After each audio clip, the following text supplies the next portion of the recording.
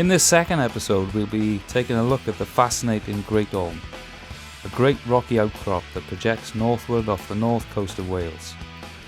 Dominating the seaside town of Llandudno, the Great Orme has attracted tourists for decades, if not well over a century.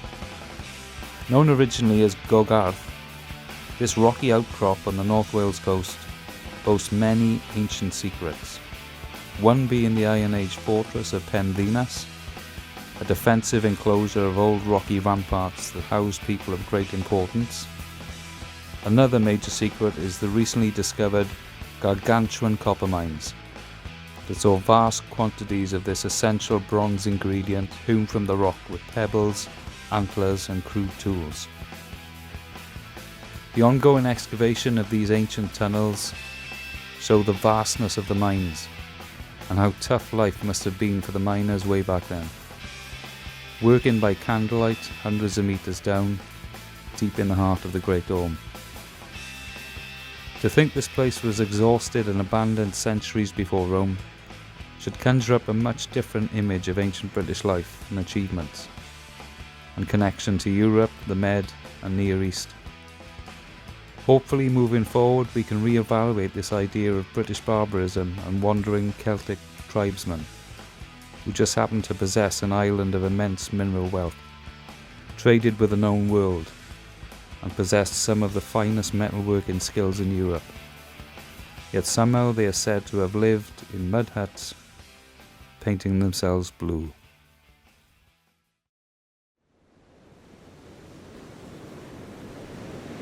I joined Rob and John in Llandudno on the Trail of Arthur. You could say this trip really had its origins in September 2020 when I went to visit Ross and Ange, and we, together with Rob, had a look around Rhys Ison, which remains to me one of the most inspirational places I've ever seen. Whilst we were there, we discussed the historical King Arthur of Glamorgan and Gwent, Arthur at Moyrig at Dewdrig, who was clearly a walking, not a Disney prince in any sense, a Dark Ages warrior king who did some terrible things. Discussing it further, we kind of made the parallel between King Arthur and Batman. King Arthur being like a Dark Ages Batman, a very privileged man with a very, very powerful and effective education that led him to be able to do things that certainly not many men can do.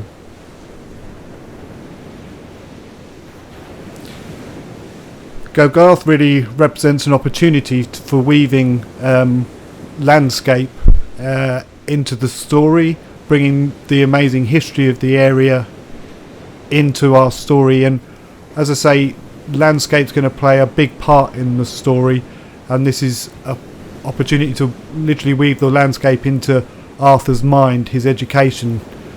Arthur was educated by Merlin, who was intent on making him a walking, whether Arthur liked it or not.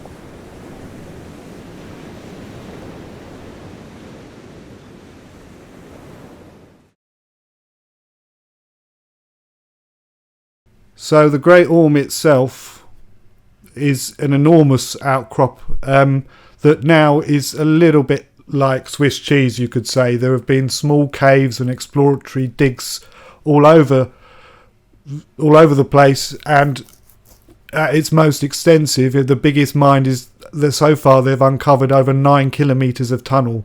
I say so far because there's more to be uncovered, but the Great Orme itself was probably at its height in terms of mining activity between 1700 and 1400 BC. You could say the height of the Bronze Age. The Bronze Age had been around, people have been making bronze for 1,000 years by then, you could say, just about. And this became the biggest copper mine, or this was the biggest copper mine for a long time, 300 years during the Bronze Age. This was obviously built, or these tunnels were dug rather after Stonehenge was built, and it's recently been established that the Stonehenge calendar is exactly the same as the Egyptian calendar of 360 days plus 5 or 6 for intercalculation. Stonehenge therefore pre-exists the Great Orme, and that had some kind of cultural connection to the Middle East, and we'll talk a bit more about that.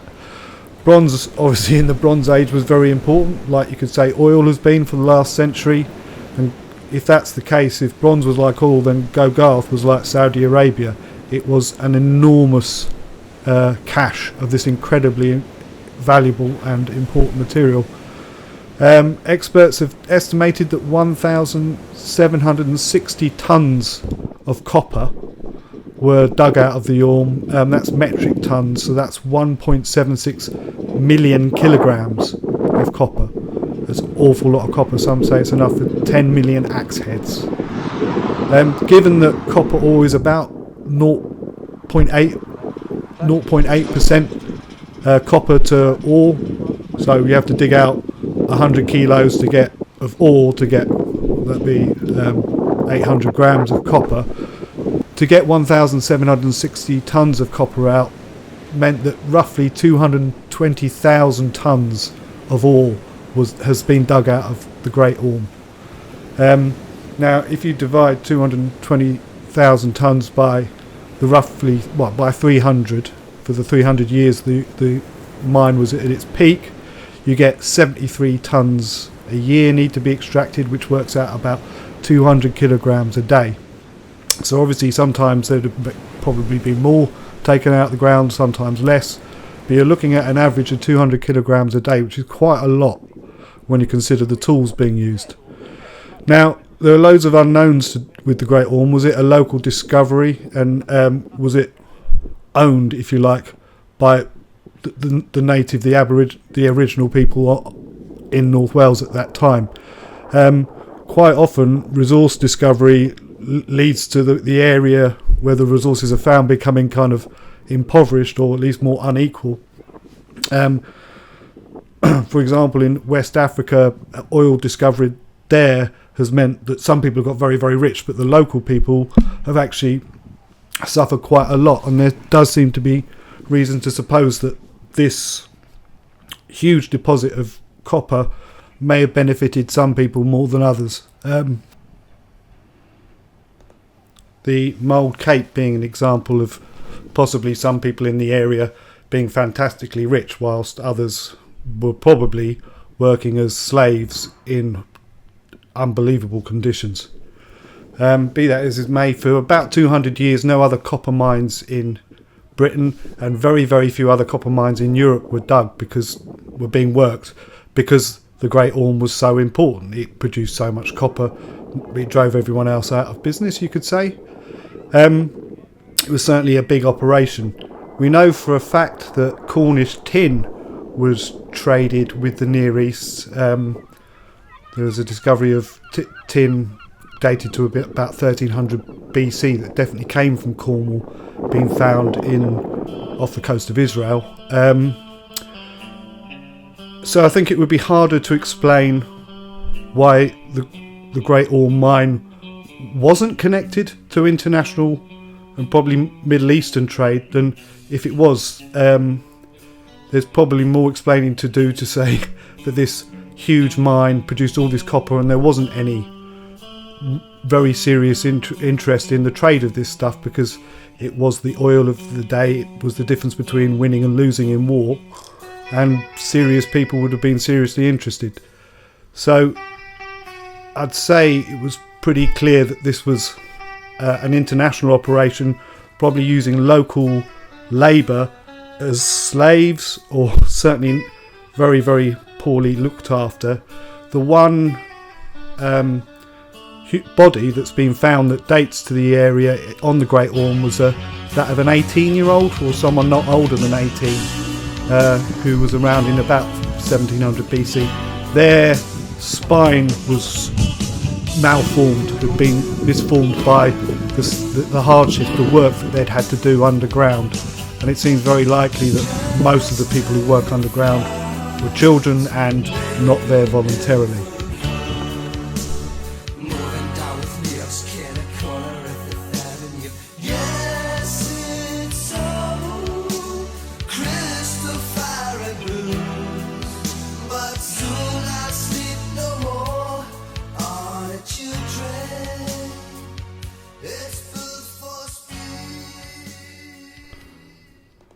So the malachite, which is the ore that you find the copper in, runs in horizontal veins about 3 feet wide and about 8 feet tall.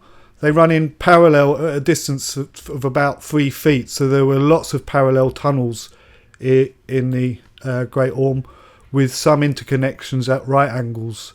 This particular complex has 9 levels going down all the way to sea level, and it was only possible to dig deeper than that thousands of years later when people started using mechanical pumps to get the water out. So the Bronze Age miners went as far as they possibly could within the Orme before the mining operations stopped. I'm surprised there's all kinds of... You'd think if you could see it, you'd want to take it, wouldn't you? I don't know. Why you're down here, isn't it? Yeah, but perhaps the original bits were huge chunks of it, do you mean? And this is just like a film kind of thing, so... Yeah, like the sort of crumbs. Yeah. Really.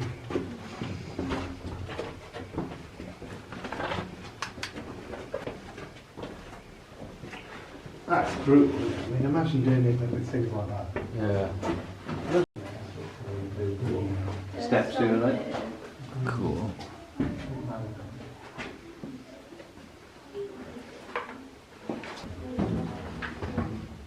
So, I mean, for them to have bothered to have mined this, it's got to be a proper sea all the way down, right? Yeah. It's got to be. So it's quite. Well, I say quite interesting, but it's not very wide, is it? I mean, it must have been. Yeah. I mean, there's no malachite there, no malachite there, so this must have been like. I guess I'd probably call it a sea or. Yeah. Is it a long way? No. Maybe. No, I wouldn't want to fall down there, that's for sure. As well as there being these horizontal shafts, there are some very sizable vertical shafts that go up and down maybe 50 metres or so. These were quite impressive to look at, and we wondered about the use of them, but certainly the Orme itself is riddled with kilometres of caverns and tunnels, most of which I think it's true to say have yet to be re-uncovered.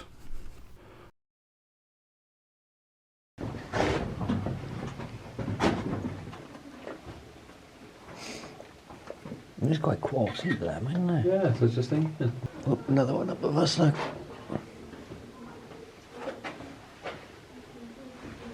Oh, well. See up there? Oh, it's another. I think it's another. Yeah. Another horizontal. Yeah, definitely. So you could be walking along there, and if you don't know where you're going, come straight down the hole. Yeah. Yeah. That would be it. If you torch went out or you lost your light or something. No.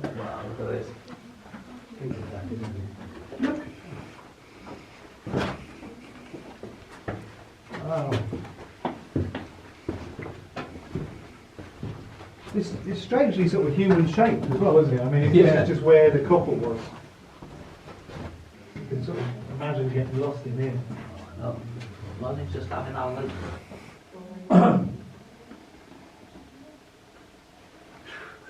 Imagine 76-year-old down Yeah. here. You've really got a long coffin. They'd be in jail these days.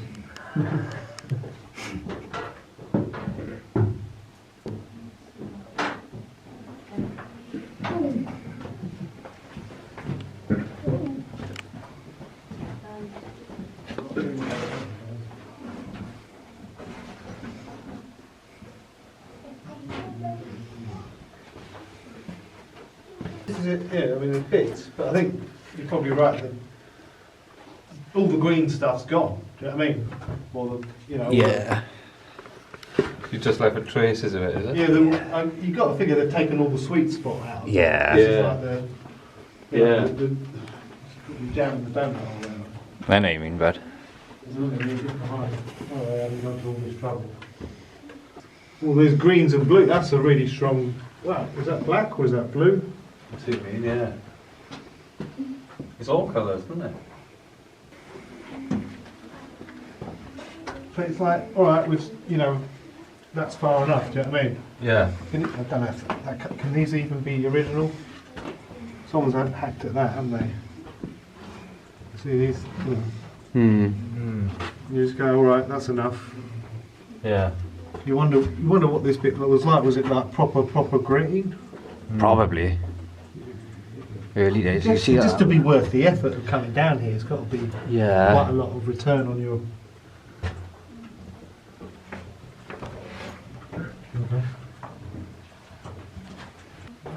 Look at the distance they work in. Yeah. Can you imagine the smoke if you're down here? Oh, yeah. With, I mean, what would you see? What would you breathe? The mines of Moria. You see the right above us? It's like there's a shark going directly up again. Yeah, right away. Yeah, look there. So you could be walking along quite happily, and all of a sudden there'd be a shark underneath. Yeah. Oh, that looks deep. Oh, no, don't shine the light. Hang on, let me get over it first. Now you can show me. Oh, no, that's not. Flip neck, it's not.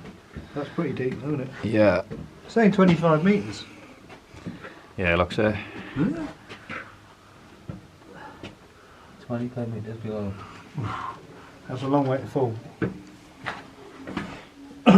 flip neck. Oh, look at that. So they just Paul's son would get all the bits they chopped off and have to store them somewhere, wouldn't they? Yeah. Someone's got a signal down here, did you hear that? Got a text message. I know, I'm going to have to get a new phone, I think. Yeah, I'm on that phone. So, Dinas Emrys is a central location in the story we want to tell about Arthur growing up, being educated by Merlin. There's no historical evidence whatsoever for Arthur at Gogarth, but it offers us storytelling opportunity. As sort of mentioned, we're thinking about Arthur as a kind of a Dark Ages Batman. Well, that's a reasonable summation of how we're thinking about it.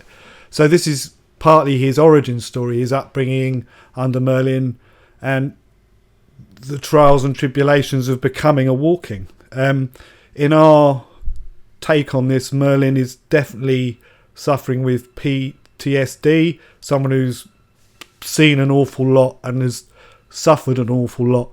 He's not a comic figure, Merlin, in our story at all. He's a very serious figure.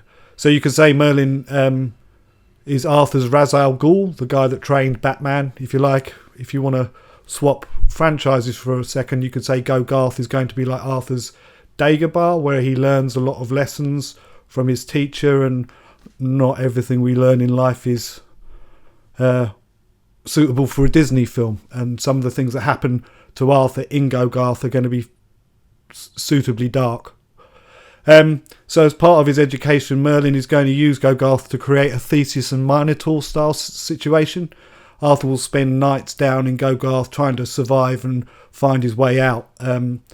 More generally, we're going to set the labyrinth up as being like Arthur's metaphor or whatever for Arthur's brain, and the Minotaur, the creatures that are moving through the labyrinth, are sort of embodiments of fear, and this is going to be the theme when Arthur is down in Gogarth. You could say Arthur is almost like a Dungeons and Dragons character, and Merlin is like the dungeon master.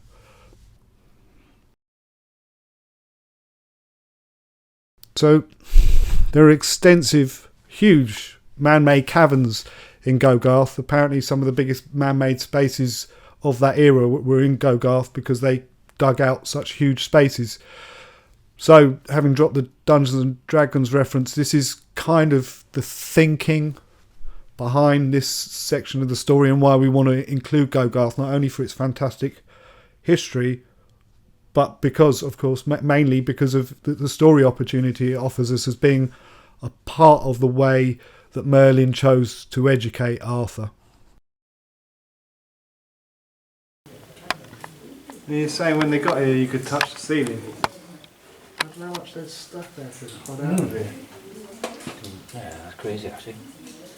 I reckon I think there must be verticals in here, and that must be how they've done it. You can't imagine people sort of taking out one bucket at a time, you'd be here for Forever, now. I wonder if that's a shaft right there. Look at that.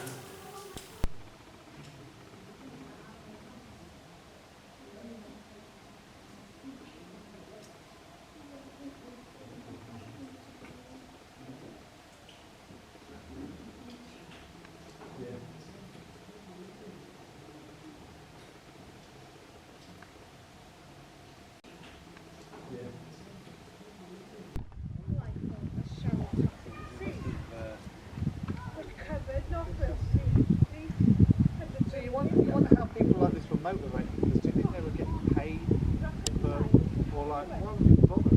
You know, like, fishing away at stuff. What do you say to a 6-year-old?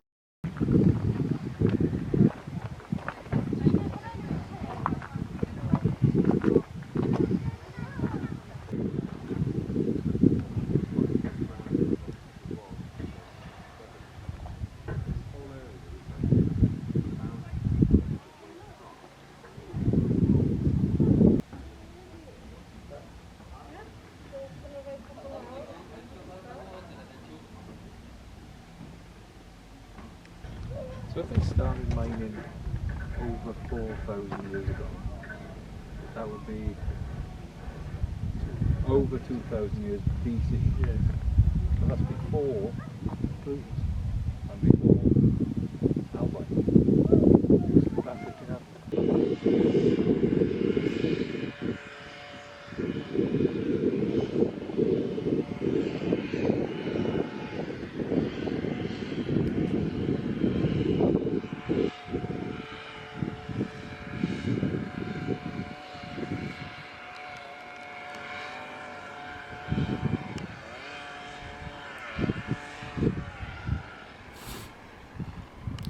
When you look at the surface level seams, it looks like there are claws or like claw marks in the stone, like a dragon has ripped through, because these seams are, like I say, about 3 or 4 feet apart, maybe 8 or 10 feet deep, and they're just these huge gouges in the stone. It's really quite a thing.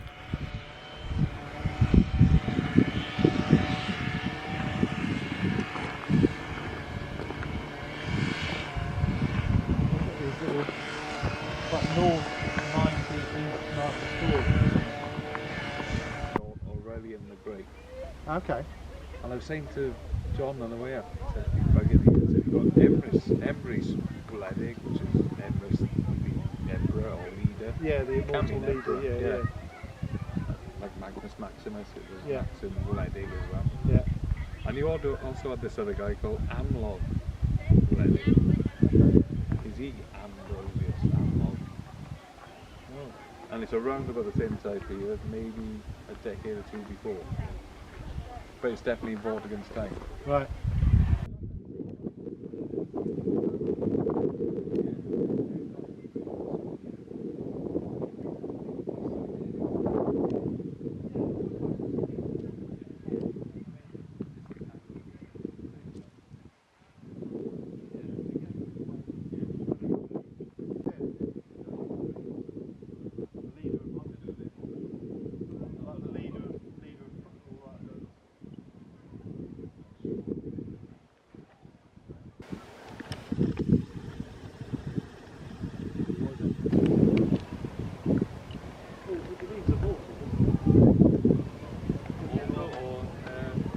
Loads of them, innit?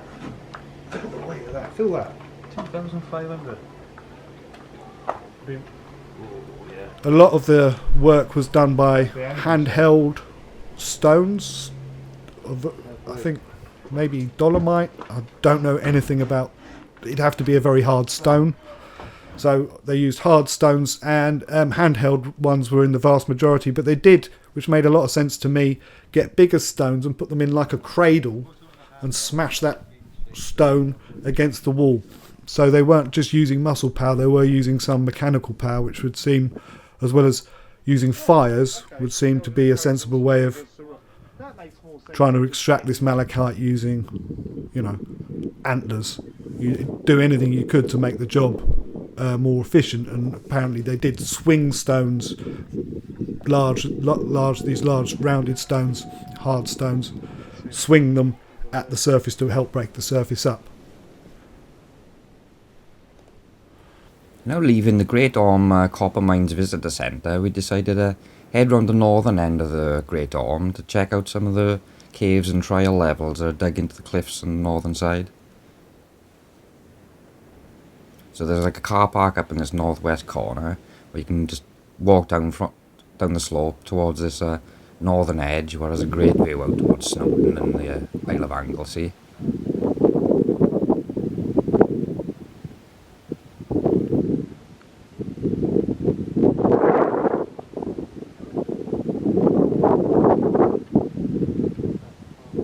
This is the West Lookout Trail and Shaft. It's just down a little bit down below the road the circuits around this northwest corner.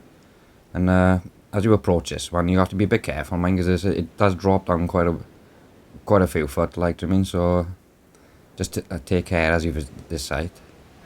And then more of a scramble down the bank then, and then you come down below this quite steep cliff ridge that runs round.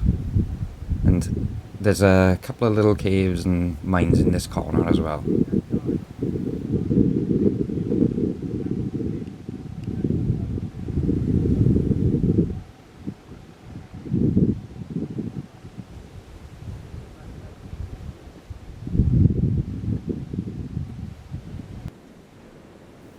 And here you can see the Leaf Grotto Trail level, and this one's dug straight in underneath that big cliff, and it goes in about 30-40 foot. That's looking back out the entrance then. So that's just one of the ones up around this end of the island.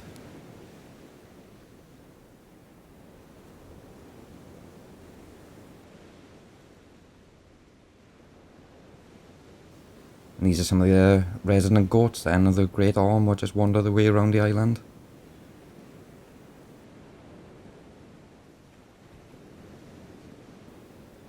And then travelling back down the road then, along the edge of the Great Orme, this views out towards the Ganwy and Conwy. And we thought we'd head round to the hill fort that guards the front of the Great Orme, called Pendinas. So Pendinas is in a perfect location to secure the area. It's clear whoever lived on top of that hill, whoever was top of that hill, was top dog in that area. The most valuable natural resource for 200 years. You could argue one of the most most valuable natural resources in the world for 200 years during that, was that Middle Bronze Age, whatever, or later Bronze Age, depending on how you count it. Not as important as the Nile, obviously, or the sea, or anything like that, but bearing in mind you're in the Bronze Age, and you've got the biggest copper mine in the world in North Wales, and you've got tin mines in Devon and Cornwall. It doesn't take a genius to realise that the Bronze Age happened in the British Isles in a major way. Them clearly from items such as the Mole Cape and other incredible finds from the era, there was a great deal of skill, but you do wonder about the distribution of the goods, whether some people got fantastically wealthy by being clients of large estates, given that most of the work was done by children in the mines. Why would you bring children from hundreds of miles away when local children, or maybe children from neighbouring areas, would save you that trouble? It seems that over 300 years it's likely thousands and thousands, tens of thousands of people died as a direct result of the mining operation there, but it produced enough copper to make 10 million axe heads, and that kind of economics is hard to argue with.